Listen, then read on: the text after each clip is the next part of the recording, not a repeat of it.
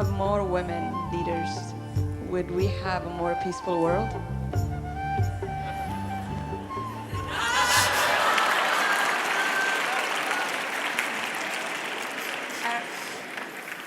I actually think that right now women have a big responsibility to lead a lot of the transformation that's happening around how we define success, how do we define work, because basically the world as it is now has been designed by men and it's not working.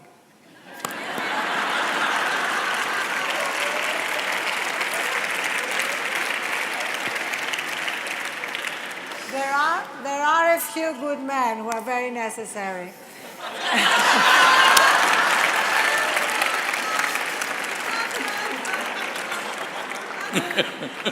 But if you think of it, we had the first women's revolution, which was women getting the vote. The second women's revolution, which was led by Betty Friedan in the States and Gloria Steinem, which is basically having access to every job at equal pay, every position at the top of every field. And now I think there is a third women's revolution, which is redefining what success and work are. So instead of simply saying, I want to be at the top with you where you are, just saying, is this really the best way to run a business? Is this the best way to run our world? And women are saying no. Many, many women are saying we need to actually change the corporate structure in which we are competing, change the political world in which we are competing, not just compete on the terms that men created. And you know what? When these changes happen, and they are happening, men are going to be incredibly grateful.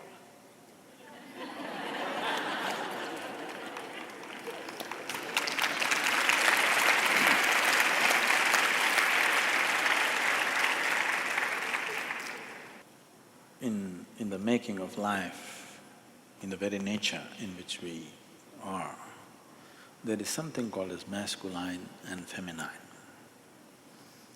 Unfortunately, we have created a world where our idea of success and well-being is overwhelmingly masculine. You must understand, I'm not talking about male and female, I'm talking about masculine and feminine. A man is capable of being as feminine as he wishes to be in terms of his thought, in terms of his emotion, when he wishes to be.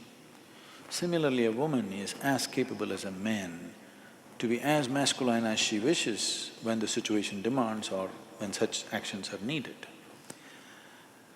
Right now we have created education systems which are purely masculine, which is producing women also. Whether you like it or not, unfortunately, the idea of success has become masculine. Those who want to be successful, even if they're women, they're becoming like this, which is a serious damage to humanity. If you take away the feminine from the world, everything that's gentle, everything that's beautiful, everything that's aesthetic, everything that is the subtler aspect of life will disappear, and only providing and survival aspect of life will exist. Right now, there is a serious concern about this. See, 25 years ago, in a normal conversation, nobody would think it's worthwhile discussing economy, isn't it? We talked about the weather, we talked about juicy things in the town. We never talked about the economy. Today in every conversation, everybody is talking about the economy. Economy means livelihood, economy means providing. This is purely masculine in nature. I'm not saying women cannot provide, I'm not meaning men and women, I'm talking about masculine and feminine. If you make the society so overwhelmingly masculine, you will obliterate the feminine.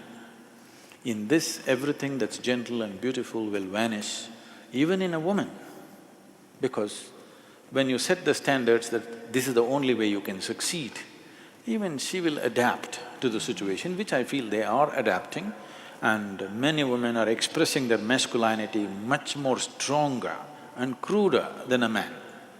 It is happening. This is distressing because, if I'm allowed to share something from my life, those days when we were growing up, my father is a physician, he is the provider. My mother never earned a rupee in her life, but it was never such a thing that if she does not earn, she's something less. No, she was the most valued person. As a child, when I look back and see, with all due respect, when I look back and see in the way my life evolved, I could very easily live without my father, but I cannot imagine my life without my mother. She never earned anything, but that's not the point. Where the money came from didn't make a difference, but how it was done in the home was everything. I must tell you these simple things. She did everything in the house, from stitching to embroidering to cooking to everything, because she wouldn't want anybody else to do it for her husband and children. She wants to do it herself. If we travel somewhere, if we have to sleep, if she saw an empty pillowcase, when you travel somewhere else, there's just white pillowcases, she would say, how can children sleep on empty pillowcases? And she would pull out her needle and thread right there. In 5 minutes, she stitched a small little parrot or a flower. This little green parrot, I stared and I slept. It is so deep in my consciousness today, that little green parrot, because that sense of that caring, I think that little green parrot sank so deep into me, and in many ways who I am today is a manifestation of that little green parrot that she stitched on that pillowcase.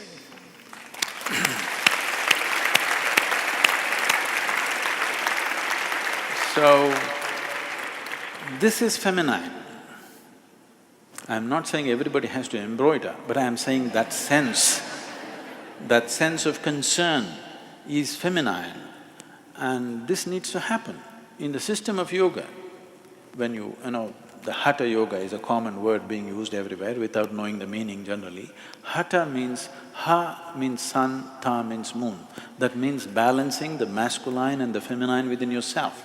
Only when these two things are properly balanced within you, you are a full-fledged human being, otherwise you're a lopsided human being. The Adi Yogi, who is the originator of yoga, I know in California you think it's Madonna who did it. Adi Yogi is symbolized as the ultimate symbol of man. And how he is symbolized is, all the images are, one half of him is woman, another half is man.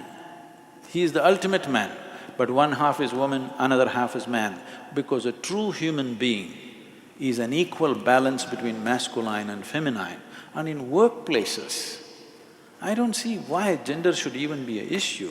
Why should you always look at somebody as a man or a woman? You can just look at them as a human being or as a piece of life.